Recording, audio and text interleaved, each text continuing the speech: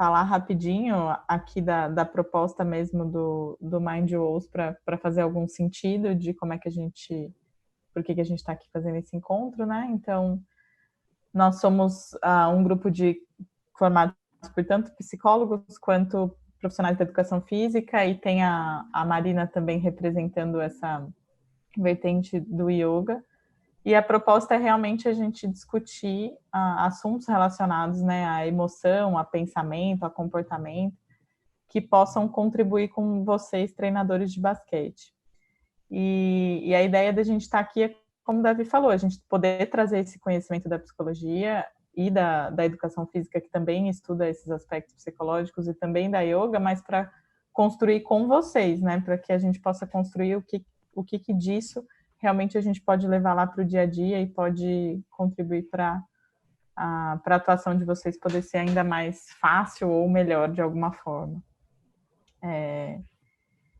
E também as nossas discussões giram sempre em torno de trazer um pouquinho mais desse conhecimento para essa prática, para essa utilidade de vocês. É sempre essa a nossa proposta. Bom dia aí para quem está chegando agora, e o pessoal está colocando bom dia aqui no chat, Humberto, Camila. Muito bem, fiquem bem à vontade para participar aqui com a gente, construir esse espaço. Fê, acho que eu só queria aproveitar, né, esse comecinho, falar bom dia também para todo mundo que está aqui. Eu sou a Manuela e participo aqui da WOS, do Mind Walls. Queria agradecer, na verdade, também, além do empenho de vocês estarem aqui, terem respondido o questionário que a gente rodou um tempinho atrás, né? Então, isso nos motivou a escolher esse tema primeiro, né? Começar por aí, que a gente viu que a ansiedade é algo que está super presente aí no dia a dia de vocês.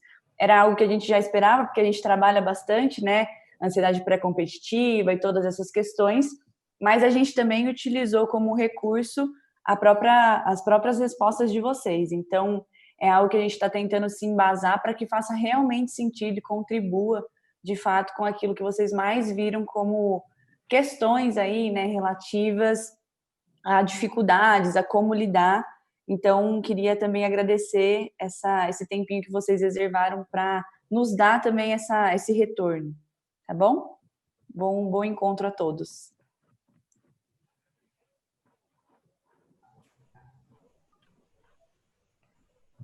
Muito bem. Obrigada, Manu. Acho que a gente pode, então, começar. Caio. Sim.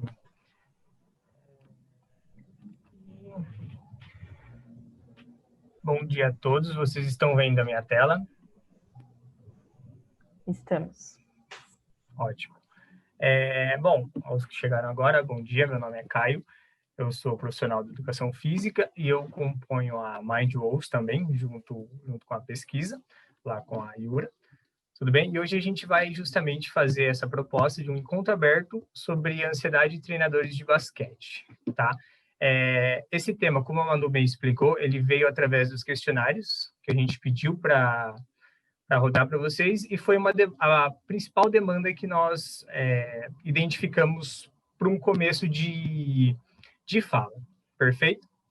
Os mediadores de hoje serão eu, a Marina, que vai explicar um pouco na prática, a Manu e a Fer, que já falaram com vocês hoje. Só um segundo. Aí. Como a Fer já explicou, nós somos psicólogos, profissionais de educação física, profissionais da yoga e estudantes da área. Então, caso você se interesse por esse tema ou viu a apresentação e falou, sensacional, quero estudar mais, quero discutir, eu acredito que a gente está super aberto a novos integrantes. Depois tem o contato da Fer e da Manu, que são quem encabeçam essa iniciativa, né, do Mind. Daí é só vir conversar conosco sem problema nenhum. E justamente o que a gente quer é discutir e transferir esses conhecimentos da psicologia do esporte e neurociências, que são influentes no rendimento, aos envolvidos com o basquete. Tá? Nossa proposta inicial, então, é nesse sábado, 11 horas da manhã. Primeiramente, muito obrigado por essa chance desse tempo para a gente discutir. E é justamente um bate-papo, gente. Eu vou falar um pouco da parte teórica, mas a todo momento, eu sei aqui pelas carinhas que tem bastante gente que gosta de falar, isso é bom.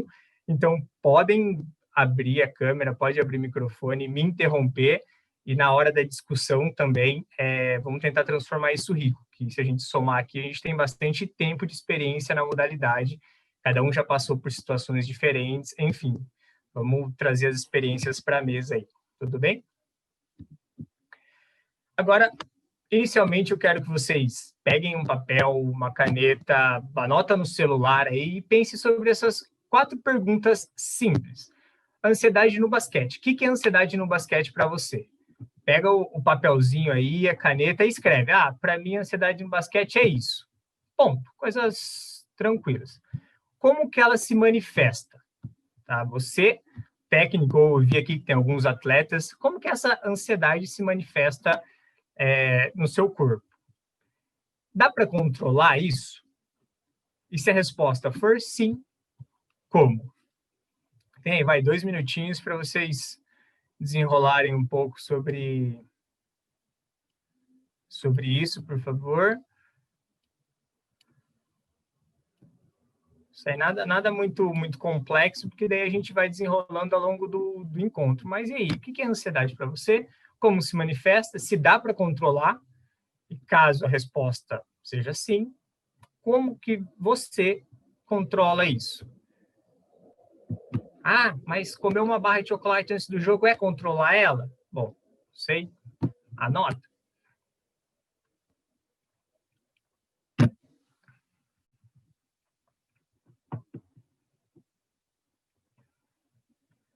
Quem tiver com a câmera ligada, por gentileza, dá um joinha aí que eu estou vendo vocês, só para eu ter uma noção, porque são respostas fáceis, né, gente? Porra, rapidão ali, ó. Não é? Boa, Davi.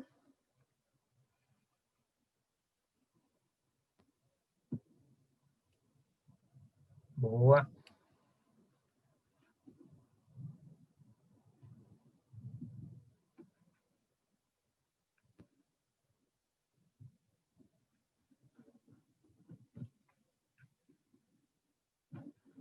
Finalizando aí.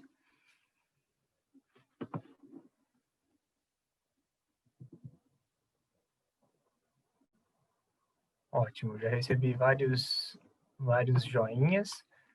Tá, eu vou organizando aqui. Vamos lá.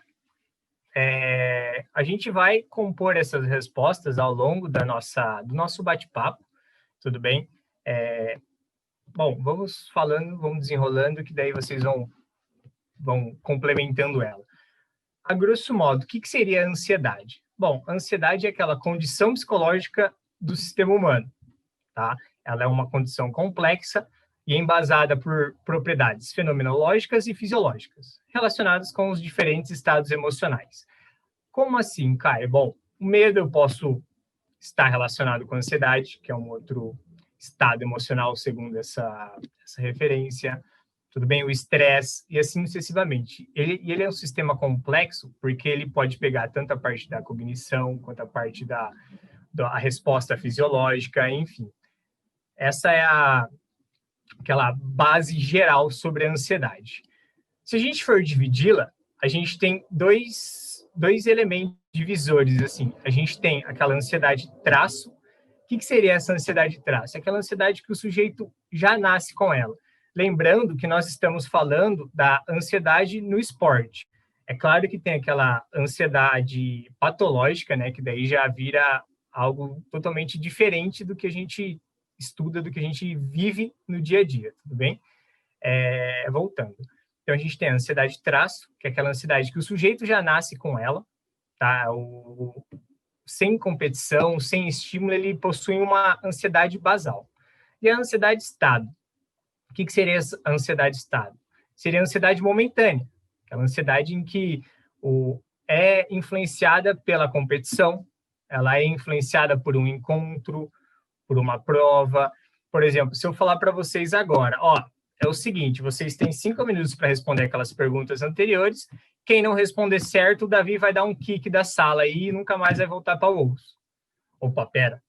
Já gera um pouco de tensão que você estava normal, gerou uma tensão, tem uns ali que deu risada, falou, putz, deu ruim, outros ali falou, né, Arodi? Outros ali já falou, putz, tô sabendo já, outros já até ajeitou na cadeira, falou, meu, e agora, o que eu faço? Então, é justamente essa ansiedade relacionada com a atmosfera, tudo bem? Um pré-jogo, tá? Eu vou ter um jogo daqui a 3 dias. Com certeza você está pensando nele nesse momento. Igual teve o próprio Davi, ele relatou, né, Davi? Putz, eu tenho um campeonato sexta, sábado, domingo. Putz, se eu puder jogar os 3 jogos no mesmo dia, para mim seria ótimo, porque daí eu fico pensando no jogo seguinte. É mais ou menos nesse esquema. A ansiedade que ela está relacionada com uma atmosfera do momento, ativa. Beleza? E ela é dividida em 2 aspectos do corpo. A ansiedade somática e a ansiedade cognitiva. Tudo bem? É nelas que nós vamos focar nosso bate-papo aqui. A ansiedade somática, ela está relacionada aos aspectos fisiológicos do corpo, como aumento de frequência cardíaca. Tá, eu tô num jogo, tô tranquilo, eu tô no banco lá, eu nunca entro, tô suave, daí o Davi chega e fala, Caio, entra. Bum, pera, o que tá acontecendo? No momento eu já entro em estado de alerta, o que eu tenho que fazer? A minha frequência cardíaca já sobe, eu nem comecei a correr ainda. Eu gerou um estímulo para mim. Sudorese, eu já começo a sentir minha mão fria, essa parte da ansiedade somática. E a ansiedade cognitiva, que daí já entra os pensamentos. Ele fala, Caio, entre e vai marcar o Rafa. Putz, mas o Rafa é um bom chutador de 3. Será que eu consigo marcar ele? Será que eu tenho treino suficiente para marcar ele? Eu acho que eu não vou conseguir. Essa ansiedade totalmente cognitiva, que ela é inversamente proporcional, digamos assim, à nossa autoconfiança. Então, se eu estou autoconfiante, sabe aquela famosa frase, o cara matou 2 de 3, está confiante. Então, eu não tenho esse pensamento de, eu vou errar a terceira, putz, e agora? Acho que eu não vou conseguir, eu vou marcar o Rafa. Então, essa parte, ela é influenciada pela competição, pelo momento que eu estou vivendo. Então, tanto os pensamentos que o atleta ou o técnico tem, que é a parte cognitiva, quanto a parte somática, que são as respostas do corpo. Tá? Agora, puxando um pouco para o nosso lado, puxando um pouco para técnico. Onde que essa ansiedade ela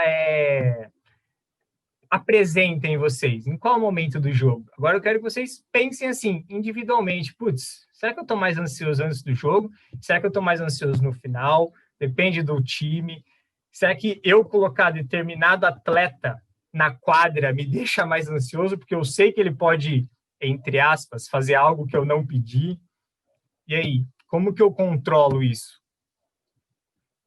É totalmente ruim eu sentir ansiedade? É totalmente bom eu sentir ansiedade? Essa é uma pergunta que eu faço para vocês. Por quê? Porque a ansiedade, ela não é nem de todo ruim, nem de todo bom. Sabe essas respostas que a gente tem aqui da ansiedade-estado? Vamos supor, eu, Caio, a minha resposta boa para eu ficar em estado de alerta é uma ansiedade, vamos colocar numa escala hipotética, de 0 a 10 é 7. Então, se eu estou 3, eu não estou, baixou minha ansiedade, está bom. Não, eu tenho que me ativar a chegar a 7. Ao mesmo tempo, a Fer pode ser o oposto. A ansiedade ótima dela pode ser 3. Então, se ela está 7, já era. Agora, imagina, eu sou o técnico aqui, é que eu estou falando dos exemplos que está aparecendo na minha tela, tá? Eu sou o técnico da Fer e do Davi. Pedi um tempo, descasquei os dois, assim, na porrada. Gritei. Aí, com a Fer, funcionou. Ela estava meio dormindo. Opa, pera. O Davi, ele já foi o oposto. Aumentou a ansiedade dele, só que para ele eu teria que fazer o oposto, eu teria que conversar, viu, Davi? É o seguinte, ao invés de cortar para a direita, corta para a esquerda, porque isso. Se eu aumentar a ansiedade dele, eu perco o atleta. E aí? Vocês já vivenciaram situações assim? Alguns estão falando, claro, óbvio, então vocês vão explicar um pouco para a gente mais para frente. Tudo bem? Essa é uma pincelada sobre a teoria do que a gente pode vivenciar na prática sobre a ansiedade para embasar agora as nossas discussões. Tudo bem? O que nós vamos fazer agora? A gente vai realmente conversar sobre, fazer essa parte de falar, relatar, que a gente vai trocar essa experiência, tá? Depois a gente vai fazer 2 exemplos sobre como mexer nisso, eu vou deixar daí para explicação mais futuramente, e daí a gente encerra. Tudo bem? Sobre a parte teórica, alguém tem alguma dúvida? Quer acrescentar alguma coisa? Tem alguma pergunta? Um de cada vez? Não? Ô Caio, volta um slide aí. Quem que é aquele verdinho ali? No quadrinho da direita. É a própria menina perguntando para ela se ela vai conseguir acertar a cesta. A tipo, consciência dela. Uma voz interior. Exatamente. Sabe aquele lance livre? Você vai, sofrer a falta, preciso fazer... Posso dar um exemplo? Lembra? Vocês assistiram a última série do Miami? Que o jogo acabou, o Butler tinha os 2 lances livres para fazer. Estava empatado o jogo. O que será que o cara pensa naquela hora? Óbvio que é alto rendimento, master, assim. Agora, para os seus meninos ali, de 16, 17, 18 anos, você como técnico, o que você falaria para esse atleta? Acertar os 2 lances livres sem ter essa menininha na orelha ali. Não vou conseguir. Será que eu sou capaz? É mais ou menos esse exemplo. Aí fica o questionamento para vocês. Vocês conhecem o atleta de vocês para dar esse estímulo correto? Você vai dar um tapa na cara ou um abraço? Independente do atleta, eu sempre falaria a mesma coisa. Discorra sobre.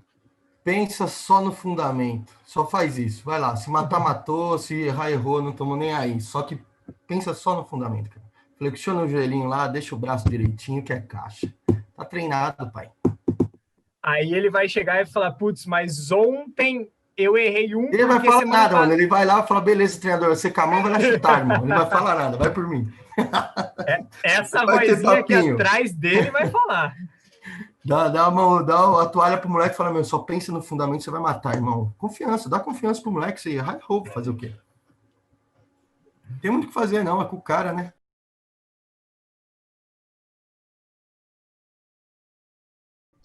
Então, o primeiro passo sempre para a gente aprender a lidar com a ansiedade é mesmo esse conhecimento.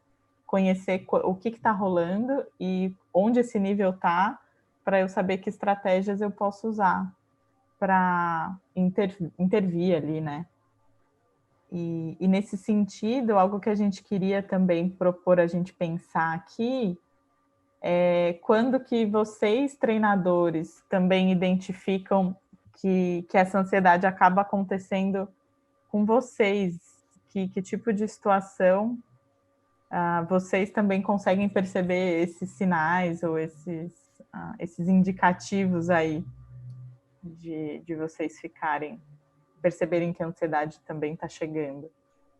Quando o Caio colocou lá na apresentação dele que existe ansiedade traço e estado, é algo importante para a gente entender, porque existem pessoas naturalmente mais ansiosas. Então, sim, estar mais preparado, em teoria, te deixa menos ansioso, mas dependendo de quem é essa pessoa, pode ser que mesmo muito preparada, por algo dela que ela precisa trabalhar para evoluir nesse sentido, ela não consiga se enxergar pronta e ela continue ansiosa num nível que atrapalhe ela, mesmo estando muito preparado. Isso acontece, né? Então, porque esse nível de estou preparado também é uma avaliação subjetiva, né? Eu sei que tem muitos dados objetivos que mostram isso, mas estou falando do atleta, ele conseguir ter esse nível de confiança de que ele está pronto, é uma avaliação subjetiva para ele, né? E dependendo de como ele funciona internamente, de alguns padrões que ele já tenha, do perfil aí de personalidade, como o Davi colocou, pode ser que ele tenha muito mais dificuldade de enxergar que ele está pronto e muito mais dificuldade de sair desse momento de ansiedade. Então, se for algo de traço, possivelmente a gente precisaria trabalhar mais a fundo mesmo que ele esteja muito bem treinado. Existe algum teste para ansiedade? Existem muitos, existem bastante, assim, escalas, testes, enfim, muitas coisas que podem dizer isso para a gente, mas especificamente na observação de como isso se comporta ao longo do tempo, inclusive trazendo essa fala do Davi de novo, que é importante a gente conhecer o atleta a longo prazo, né? Isso dá muitos indicativos para a gente de se a ansiedade dele é mais traço ou mais estado, né? Porque um estado é muito mais volátil e um traço é algo muito mais constante. Tipo, o cara bem preparado ou mal preparado está sempre muito ansioso, é mais um traço, né? Então, aí é um trabalho talvez um pouco mais profundo que a gente precise para ele mudar um pouquinho essa característica que ele tenha. Se é um traço, ele nunca vai deixar de ser, então a ansiedade não é algo também que a gente trabalha para zerar, porque às vezes faz parte de quem a gente é mais algo que a gente precisa aprender a conviver e regular, né? Que isso não impeça a gente de fazer o nosso melhor. Mas ela possivelmente nunca vai zerar. Para as pessoas que já têm esse traço, talvez sempre se mantenham um pouquinho altas aí. E é uma questão de se conhecer e saber lidar com esse fato. E fala. Só queria complementar, não vou entrar em outro tópico, mas como a ansiedade, né, na verdade, ela é uma leitura que a gente faz também, né, das situações. Então, é como se fosse uma preparação para alguma coisa mesmo. E aí, quando o Caio traz, né, não necessariamente isso é ruim, é justamente como é que a gente vai ler, como é que a gente vai lidar com essas situações que são lidas, né, pelo nosso cérebro, pela gente, como ameaçadoras. Então, ameaçadoras no sentido assim, bom, não é algo comum que eu vou fazer agora, ou não é algo tranquilo, né? Mesmo que eu faça isso há muito tempo. Então, aquela sensação do frio na barriga, né, da taquicardia, dessa questão de suar a mão, quando você vai entrar, por exemplo, num jogo de estreia, quanto mais se trabalha para gostar disso, né, melhor é essa leitura que a gente vai tendo da ansiedade. Então, a gente vai aprendendo a ficar bem no próprio desconforto que traz, Manu, né? Manu, então, meio que para você e para a Marina, assim, se a gente entendeu ansiedade, que uns precisam dar uma ativadinha, uma aceleradinha para frente, não é isso? E outros uma controladinha para lá. Se a gente fizer um teste, souber que metade do time tem uma ansiedade que a gente precisa segurar um pouco, que o outro a gente precisa acelerar, vocês acham útil a gente dividir o time para fazer o trabalho certo? Faz todo mundo um só? Qual a solução vocês dariam? Nessa parte prática do exercício da Marina, da Manu aí. Nesse caso, em geral, assim, foram raros os casos que eu tive de trabalho que a gente tem que acelerar pelo fator ansiogênico que traz os eventos importantes no nosso corpo. Então, é como se fosse assim, a ansiedade é algo natural. Então, geralmente, nos eventos mais importantes, vai ter uma ativação natural mesmo. Raros casos vão estar muito relaxados, né? Nesse caso, se existir mesmo, valeria a pena ter essa divisão. Sim, mas nunca aconteceu comigo, né, nessas experiências, não só no basquete, mas em outros esportes, de sempre a gente ter que dar uma controlada, não a gente ter que ativar ainda mais. Então, nesse caso, se acontecesse, né, se a gente visse, não, de fato, esses aqui estão em outro planeta, eles não estão nem ligando para isso, eles estão muito relaxados, porque a ativação, a gente só tem 3 níveis, né? A gente tem a superativação, então a gente está muito ativado, muito alerta, a gente está na linha de base, né, que é aquela coisa assim, estamos normal agora, quem não está com a câmera ligada, quem não está falando aqui no microfone deve estar sentindo esse nível de ativação, né? E aquele super relaxado, né? Então, que geralmente é o que a gente tem quando a gente está dormindo. A gente está lá, pronto. Então, esses 3 níveis, eles vão se relacionar com a reação da ansiedade. E aí, geralmente, quando a gente tem esses eventos, nossa leitura, a leitura do corpo é de ativar bastante. Então, a gente sente esses sintomas. E aí, é por isso que a gente trabalha esses níveis de ativação. Quem está relaxado, a gente dá uma subida. Quem está lá em cima, a gente tenta dar uma descida. Só que talvez uma coisa importante de dizer é que a gente só consegue fazer essa regulação para a ansiedade estado, né? Para aquela ansiedade que a gente está sentindo por causa de alguma coisa, naquele momento, né? No estado que a gente está, naquele ambiente. Então, isso a gente consegue controlar através dessas técnicas. Bom, eu naturalmente sou ansiosa, eu sofro por coisas que, né, na verdade, não teriam tanto sentido. Eu sei que não tem necessidade de estar tão assim, mas eu sempre fico ansiosa. Então, isso já é mais a questão do traço, né? E aí indicaria a necessidade de fazer um trabalho mais aprofundado, como a Fer bem falou. Não adiantaria só eu fazer um exercício de respiração e pronto, não vou me sentir mais ansiosa. Porque isso iria se repetir em vários momentos. Você Então, teria que fazer aulas direto com Marina Godoy. Sim, fazer algo mais contínuo. Aí, Marina, já faz um merchan, já pesca essa aí, meu. Tem aula online. Que já. Turmas online acontecendo há meses já. Mas concordo com o ponto que a Manu colocou. Acho que a ansiedade se apresenta em todas as áreas da vida, de alguma forma, né? Mas nesse momento de jogo, né? Na área que nós estamos trabalhando aqui, é bem difícil a gente ter que ativar a ansiedade num atleta que está prestes a entrar num jogo, né? Mas o processo, no yoga, esses exercícios respiratórios são chamados pranayamas, né? E ele não serve só para trabalhar essa parte física e do momento. Ele vai trabalhar a parte mental. Então, o próprio atleta, todos vão fazer o mesmo exercício de pranayama e ele vai equilibrar cada um, independente do estado que ele esteja.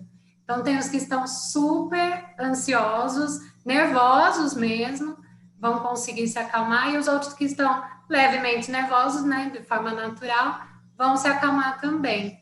Então, acaba equalizando. A gente pode aplicar, de repente, esse mesmo exercício, mas ele vai funcionar para cada pessoa de um jeito, porque é um trabalho bem pessoal. Exato.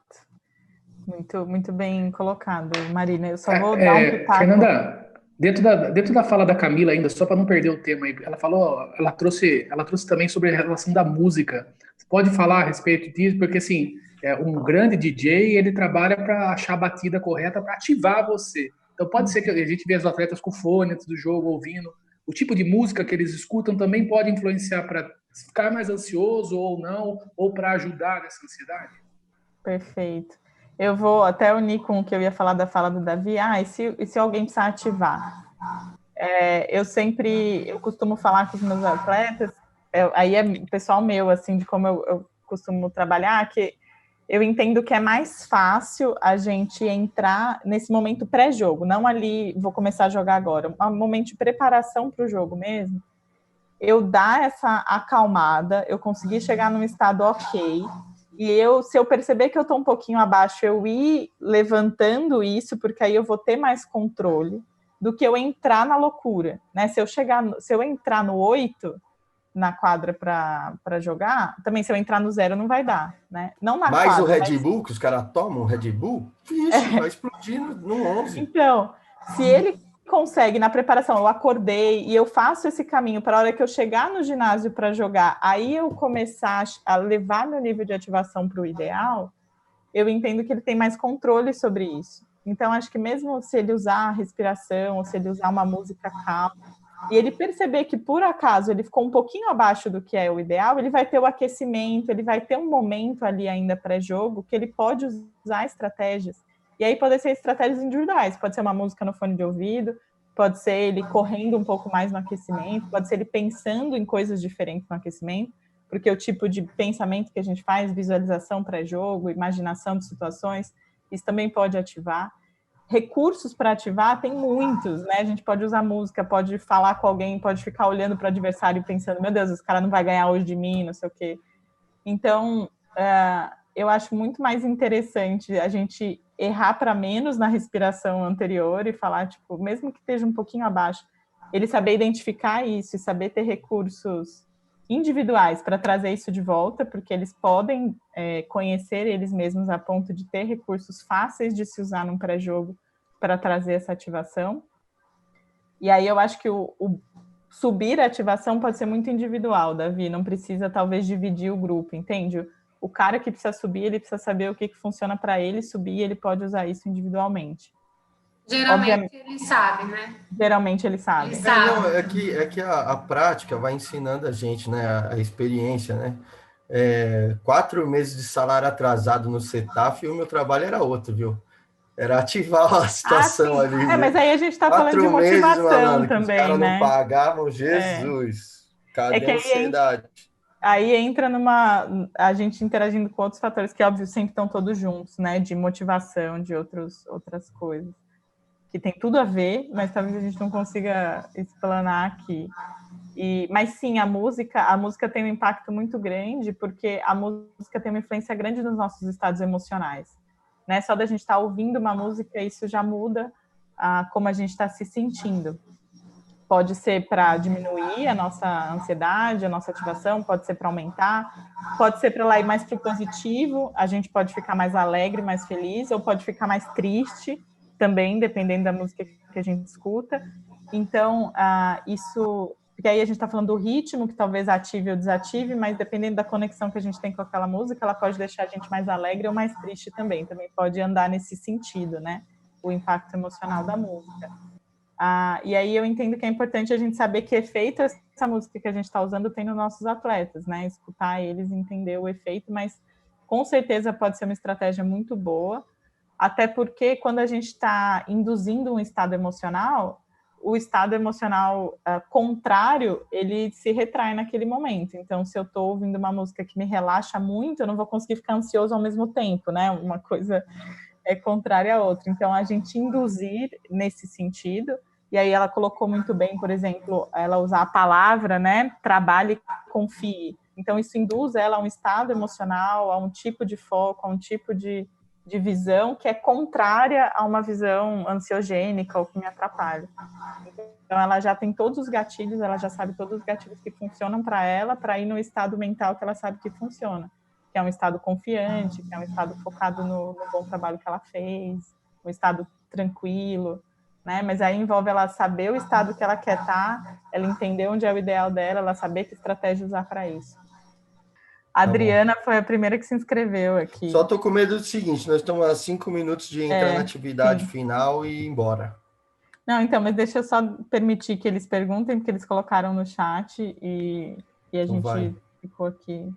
A Adri acordou agora, Adri? Davi, não agita da cor desse, não agita não, Davi, que você tá levando todo mundo aqui na ansiedade. Faz tempo que você acordou agora? Ativação é o nome disso. Ativação.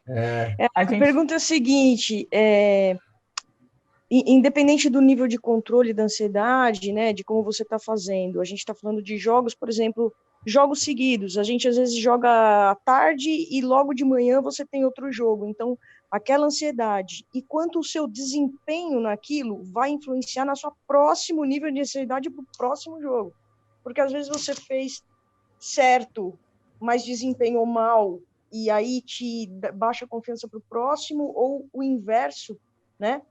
E o quanto, às vezes, por exemplo, às vezes a gente dorme, né, junto em hotel, tudo, você colocar alguém de características um pouco contrárias para dar uma equilibrada, se isso é importante, e a gente tem que uma orientação, né, de psicólogo e de pessoas mais especializadas é importante para ajudar nisso aí. Vou tentar responder brevemente aqui, se alguém mais quiser falar. Eu entendo que quando a gente tem um jogo, a influência dele para o próximo passa pela nossa interpretação sempre, né? Então, se eu joguei mal hoje e aí eu falo, poxa, eu não tô bem, esse campeonato não é para mim, eu sabia que eu não devia ter vindo, amanhã vai ser pior ainda, e aí eu vou entrar muito ansioso, possivelmente no próximo. Mas se a gente consegue ter uma interpretação, sair do jogo e falar, poxa, o que eu fiz errado hoje? Nossa, amanhã eu tenho uma nova chance, eu vou poder consertar o que eu fiz errado hoje. Talvez eu entre ansioso, mas bom, né? Do tipo, olha, que bom que eu tô tendo outra chance para reverter o que eu fiz de errado ontem. Então, eu acredito muito que depende de como a gente está interpretando esse evento que a gente passou. E aí, acho que o treinador tem uma importância grande de também ensinar os atletas a interpretarem de uma forma que seja útil para eles estarem mais motivados e menos ansiosos no jogo do dia seguinte.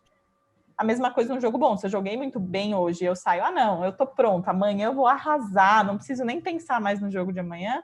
Minha ansiedade pode cair tanto para o jogo de amanhã que eu entro abaixo do que eu deveria, né?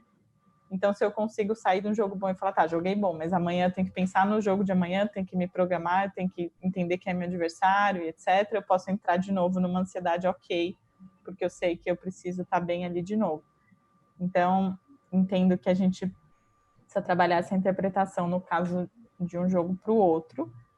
Acredito que ter os jogadores no quarto, um com o outro, nesse nível da ansiedade, pode ter uma influência. Se eu sou muito preocupado e eu tenho alguém que é mais tranquilo, que é mais confiante, eles acabam conversando naturalmente, né, à noite, de manhã. Então, nas próprias conversas pode ter esse ajuste de um falando para o outro, né? Não, mas nosso time está pronto, mas pô, você treinou bem o ano inteiro. Então, pode ser que nessas interações acabe rolando uma regulação. Mas acho que o mais importante sempre são eles mesmos se conhecerem e terem as estratégias para, tipo, eu vou dormir hoje à noite, percebi que eu já estou ansioso para o jogo de amanhã, já antes de dormir eu já uso estratégias, eu já consigo me ajudar em relação a isso, né? E sim, acho que ter um profissional ali que pode... Claro que o treinador também consegue enxergar muitas coisas, mas, em geral, o treinador já tem que se preocupar com tantas coisas que talvez ter um profissional que consiga estar mais preocupado apenas com os aspectos, com esse tipo de... olhar para esse tipo de variável pode ajudar na condução, com certeza. O Fê, eu queria só completar uma coisinha aí para a Dri. Dri, CBB, LDB, tudo etapa, né? Você joga uma atrás da outra. Essa preparação prévia para a competição, você como treinador conhece a competição, né? Eu sempre comento com eles que falam, não dá tempo. Não dá tempo.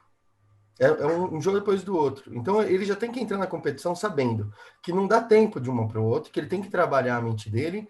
E aí, lógico, sempre depois do jogo, em caráter assim, se é um campeonato paulista, difícil, eu acho que esse ano eu entrei 2 vezes no vestiário depois do jogo, no Paulista. E eu vou todos os jogos para o vestiário na LDB.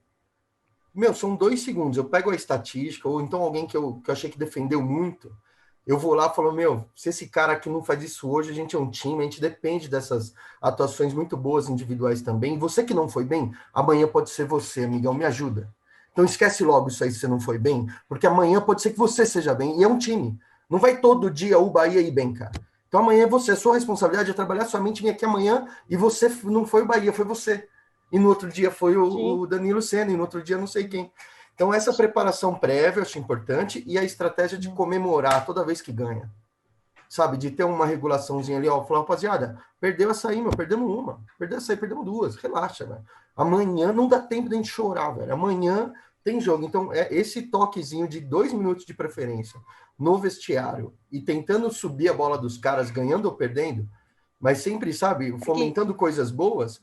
Eu acho importante numa competição... É que, Davi, às vezes, tem menina, por exemplo, que independente se jogou muito bem ou jogou muito mal, elas não conseguem, elas não dormem, elas ficam num estado de alerta que elas não dormem, e isso, essa dificuldade de lidar no pós, e depois você tem um jogo logo em seguida, às vezes você não tem 24 horas... É bastante... você tem que ter ela precisa de uns exercícios que nós vamos aprender ela logo mais. precisa de, sei lá, tomar uma. Boa, Adri. Às vezes também resolve, mas talvez não seja a melhor estratégia aqui. Tem umas que até tomam, mas depois... Chama nós. Bom dia a todos, formalmente. Eu fico pensando na diferença entre a ansiedade cognitiva e somática. Porque a somática, ela de alguma forma tem uma resposta fisiológica, ela tem um papel fisiológico. Mas eu penso no meu caso, eu ficava 2 dias pensando numa ansiedade enorme, não consigo parar de pensar no evento. E aí você tem 2 caminhos óbvios, ou você pensa positivamente ou você pensa negativamente. E é muito mais difícil de interferir, porque o menino está lá na casa dele, o atleta nem sempre está coletivamente como a gente lida naquela entrada do jogo. O tal do pensar positivamente é o suficiente para lidar com isso? Você não vai deixar de ser ansioso, mas se eu passar esse tempo todo sonhando que vai dar certo, isso certamente ajuda? Em geral, a melhor estratégia, óbvio que pensar positivo é melhor do que a gente ficar rodeado de pensamentos negativos, né? Mas a estratégia ideal para a gente aprender a lidar com esse fluxo gigantesco de pensamentos, que reflete numa ansiedade somática também, quando a gente está loucamente pensando, acaba tendo impactos, né? É a gente aprender a não se apegar tanto a esses pensamentos, porque quando a gente está nesse nível, a gente começa a desenrolar histórias e contextos e consequências, e a gente entra nessa história e a gente vai longe, e quando a gente viu, a gente já se perdeu e eu nem sei mais onde eu estava. Então, ter consciência sobre esses pensamentos e aprender a não entrar nesse ciclo, deixar o pensamento vir e deixar o pensamento ir embora, que é algo também que a yoga também ensina, que é a meditação, enfim. E a gente não se apegar a ele, não viver fusionado a essas loucuras que a nossa mente produz, ela é a estratégia, a gente criar uma certa distância para não entrar tanto nesses ciclos. Quando eles vêm, mas a gente aprender a não entrar tanto neles. Geralmente é essa a estratégia. Fez sentido, Luciano? Te responder um pouquinho, pelo menos. Fez sentido, porque fica pensando só positivamente, entra nessa neura, entendeu? Você não consegue comer um pão, desligar um segundo, e isso parece que ser só positivo não é um caminho. É legal, gostei das sugestões. Legal. Acho que então a gente pode ir para a nossa prática, porque a gente já está aqui um pouco atrasado, o Davi já deve estar querendo me bater. Vamos lá. Qualquer coisa eu sumi, aí vocês saem aí. Não, vamos para a prática, que é a parte mais legal, vai. Gente, então assim, tudo que a gente conversou tem a ver com essa ideia da gente trazer a estratégia justamente para que vocês experimentem um pouco dessa concentração que a gente consegue atingir por meio dessa forma aí que a gente até chamou, né? Esse controle indireto, enganar o nosso corpo para a gente ficar um pouco, né, menos ativado quando a gente se sente bastante ansioso. Porém, acho que é importante dizer que essa técnica que eu vou trazer aqui para vocês, ela é uma das possibilidades, né? E justamente a gente vai usar a respiração agora, porque é uma ferramenta que está com a gente o tempo todo. Então, a gente respira o tempo todo, logo a gente não vai precisar de tanta coisa para conseguir fazer isso acontecer. Então, a gente pode fazer sentado, em pé, na quadra, com os atletas, ensinar e depois eles podem fazer onde eles quiserem. A ideia principal quando a gente faz esse tipo de respiração e a gente está muito ansioso, a tendência é que o nosso corpo comece a relaxar um pouco mais pelo que a gente vai estimular. Então, não é qualquer respiração, né? É uma respiração que a gente chama, né, de diafragmática. Não sei se alguém já ouviu, já fez esse tipo de respiração, mas ela é a principal estratégia, né, e a mais fácil, teoricamente, que a gente aplica para começar a estimular o nosso corpo a que ele entenda que, acho que a gente precisa dar uma reduzida para conseguir ter um pouco mais de foco, para conseguir ter um pouco mais de controle sobre aquela situação que está vindo. Então, é como se a gente estivesse preparando o nosso corpo para essa situação ansiogênica. Tudo bem? Então, eu vou convidar vocês aí para sentarem de uma forma mais... Não precisa ser tão rígida, né? Mas com uma postura, assim, meio reta. Quem tiver aí como encostar, pode encostar. Não tem necessidade, só se preparar para a gente fazer isso pela primeira vez de muitos. E eu vou pedir para que vocês coloquem a mão, né, no ombro contrário de vocês. Uma mão no ombro contrário de vocês. Eu vou abaixar aqui um pouco a câmera para ver se vocês conseguem enxergar. Espera aí. E a outra mão de vocês, ela vai aqui, bem embaixo, quase na barriga, mas é no diafragma, tá? Não é no peito, é aqui embaixo, perto da barriga. Todo mundo está enxergando aí na minha câmera? Deixa eu pôr aqui embaixo. Tá. Então, para que a gente faz essa primeira postura? Justamente, né, aqui, para que a gente lembre que quando a gente vai respirar pelo diafragma, não é aquela respiração assim, ó, que a gente sobe o ombro, sobe o peito. Então, a gente vai querer que essa mão fique o mais parado possível, tá? Então, a gente vai respirar aqui por essa outra mão. É como se a gente estivesse enchendo um balão, esvaziando um balão com a nossa própria força aqui da barriga, tá? Com o diafragma. Então, a primeira vez eu vou pedir para vocês inspirarem pelo nariz, tentando encher o balão e aqui, né, aqui em cima, o mínimo possível que subir, como se fosse uma respiração do bebê, né? Quando o bebê nasce, ele respira pela barriguinha. Então, a gente vai imitar essa respiração. Eu vou guiar vocês para a gente inspirar durante 4 segundos, segurar rapidinho 1 ou 2 segundos e soltar esvaziando o nosso balão. Vou até fazer de lado aqui para que vocês vejam esse movimento, tá? E aí, na expiração, vocês podem fazer tanto expirar pelo nariz, mas preferencialmente pela boca, pela sensação de relaxamento que isso vai causar. E aí, essa expiração também vão ser 4 segundos, tá? Então, vocês 4 segundos vão esvaziar o balão. A ideia vai ser, inspirou 4 segundos, né? Encheu o balão aqui embaixo, segura 2 e vai soltar 4 segundos. Então, 4, 2, 4. Vamos lá? Então, vou contar. 1, 2, 3 e inspira. 1, 2, 3, 4. Segura. 1, 2 e soltem. 1, 2, 3, 4. De novo. Inspira. 1, 2, 3, 4. Segura. 1, 2. Soltem. 1, 2, 3, 4. Última vez. Inspira, enche o balão. 1, 2, 3, 4. Segurou rapidinho e solta. 1, 2, 3, 4.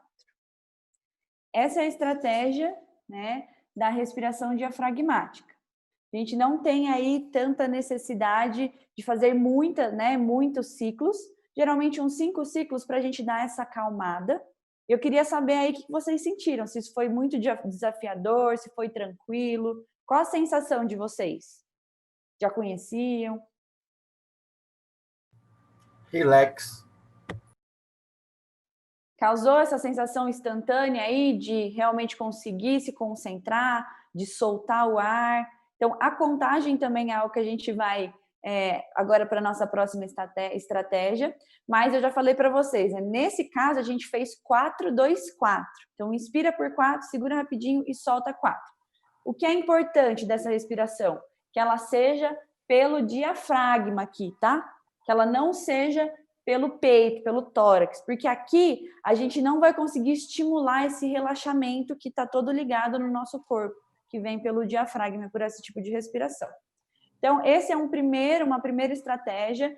Acho que como foi simples aqui de eu explicar para vocês, vocês também podem explicar, né, para os atletas de vocês e também, antes talvez, praticarem vocês mesmos, né, para sentir essa diferença. Então, quando vocês estiverem aí muito ansiosos com qualquer coisa, eu sei que eu tenho essa estratégia, deixa eu ver como ela vai funcionando. E à medida que vocês vão treinando, da mesma forma que vocês treinam físico e técnico, essa é uma prática que quanto mais vocês treinarem, mais ela vai ficar fácil, né? Então, para que chega no dia do jogo, sentir o coração disparar, vocês não precisam fazer isso. Vocês só vão dar uma puxada no diafragma e lembrar de tudo que vocês praticaram. E essa intenção, né, de ficar mais relaxado já avisa, né, no nosso corpo para a ansiedade cognitiva e somática e dando uma diminuída. Ok? Então, a primeira estratégia foi essa, gente. E agora eu tenho mais uma, que pode ser até um complemento dessa da Manu. Aqui ela começa uma respiração profunda, né? A gente respira profundo usando o abdômen, porque normalmente nós não fazemos isso. O que eu falo é que a gente não respira mais para viver, a gente respira para falar. Então, quando eu faço essa respiração para começar a falar, eu só puxo um pouquinho, eu uso a parte de cima do meu peito, não é nem a respiração torácica toda, né?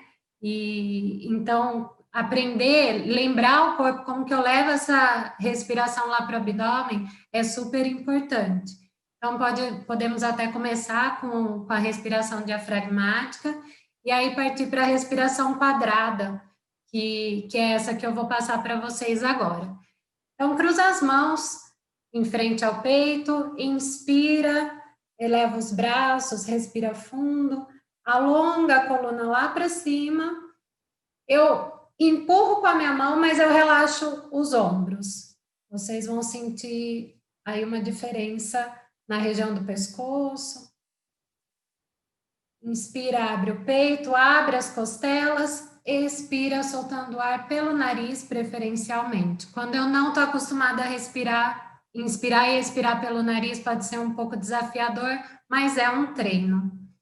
Então, pode ser também sentada no chão, pode ser até em pé, como está todo mundo na cadeira aqui. Senta sobre os isquios lá na cadeira, os dois pés bem apoiados no chão, sem cruzar as pernas.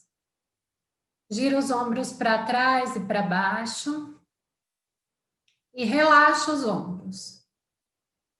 Quando eu falo também alinha a coluna, tem gente que leva o ombro lá para trás, fica com a coluna, com as costas tensas, pescoço tenso e geralmente lá para frente.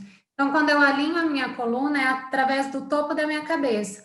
Levo o topo da cabeça lá para cima. Você vai ver que parece que está puxando cada vértebra, uma puxa a outra.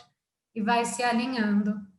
As mãos podem descansar sobre as pernas, palma das mãos para cima, queixo paralelo ao chão e os olhos fechados. Agora a gente vai levar esse trabalho respiratório um pouquinho lá para dentro.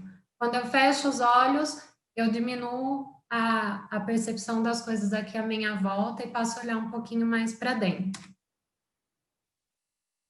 Nós vamos trabalhar inspirando e expirando pelo nariz. Se alguém sentir muito desconforto, pode usar a expiração pela boca, mas vai ser bem rapidinho.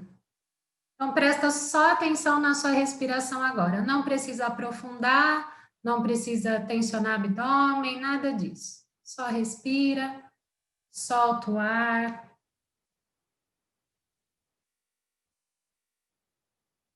Lembra de quanto tempo faz que você não presta atenção na sua respiração?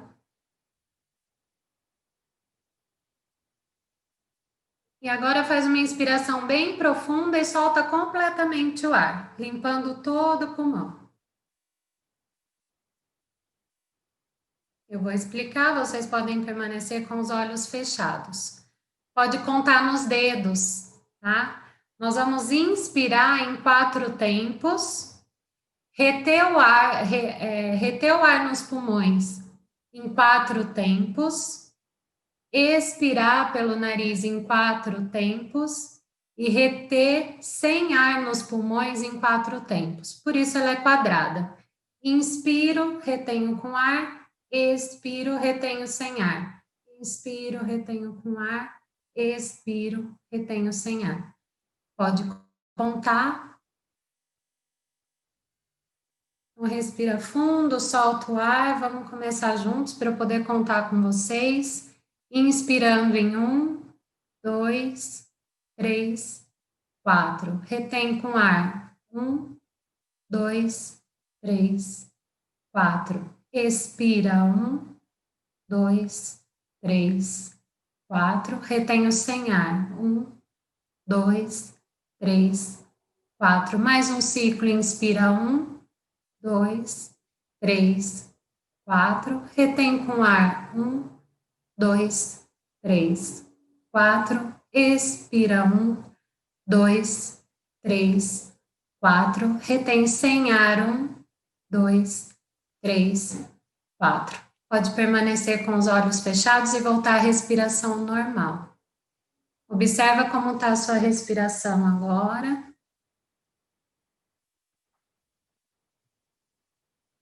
E pode abrir os olhos. Vocês contaram? Fizeram a contagem junto comigo?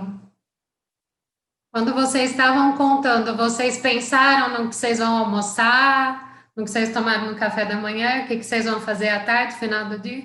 Não, né? Então, quando a pessoa fala para mim assim, imagina, Mari, eu não vou fazer isso, não consigo meditar. A gente não precisa ficar 1 hora meditando. Esse exercício logo no início, né, para os iniciantes, ele pode ser feito em 3 minutos. Programa lá 3 minutos, inspira profundo, organiza o tônus muscular, alinha a sua coluna, respira na sua contagem, em 3 minutos já vai dar uma grande diferença e você meditou, porque a sua atenção não estava em outro lugar a não ser na sua respiração. E principalmente no início, você pode falar assim, nossa, não, me perdi, não lembro mais. Não tem problema, você vai perceber que você se perdeu, volta, começa da onde você parou, estou inspirando, começa a contar de novo, retém e solta. Isso é um treino, é um exercício e é muito rapidinho de fazer, né? Então, ele não vai estar pensando, o seu atleta não vai estar pensando lá na hora que eu entrar na quadra e nem no que eu fiz de errado no meu jogo passado. Eu estou aqui agora, então o que eu tenho que fazer é isso. E vamos lá. Espero ter colaborado. Tem várias outras coisas e ao longo do tempo aí a gente pode ir conversando. Se alguém tem alguma dúvida, quiser fazer alguma pergunta também, pode mandar para a gente, né? Tem no grupo, manda para o Davi, para a Feira, ela repassa e a gente vai tirando essas dúvidas. Obrigada. Só queria complementar, Má, que essas estratégias que a gente passou, né? Então, tanto a questão da contagem, que prende a gente naquele momento, quanto, eu vou pensar no balão, eu vou pensar no ar entrando e no ar saindo, tudo isso seriam as âncoras, né? Que é o que a gente vai ter como o foco do nosso pensamento. Então, vai ajudando a gente a se guiar cada vez mais para fazer aquilo no momento que a gente está fazendo, e não ficar aí pensando, como a Má muito bem trouxe. Então, claro que a gente trouxe essas, mas se você, por acaso, eu sempre penso no ar entrando e no ar saindo, então já é a sua âncora, né? É o que você usa aí para te manter nesse exercício. O que pode ser legal de vocês explorarem também com os atletas, se vocês forem aplicar esse tipo de instrução para eles, o que eles acham que faz mais sentido pensar? É no balão, né? Então, ao longo do tempo, vocês também podem se apropriar disso e usar como uma estratégia, igual a Camila falou, né? Bom, eu tenho as músicas, então a gente pode ter as outras estratégias que a gente vai usar de respiração, né? E aí, acho que a ideia sempre é somar naquilo que na prática de vocês e entre vocês mesmos, né? Então, assim, comigo, o que pode funcionar melhor? E é sempre esse olhar com curiosidade para aquilo que pode funcionar ou não, que vai levando a gente a adotar essas práticas e vai conseguindo controlar a ansiedade, que é algo que é tão presente aí no nosso dia a dia.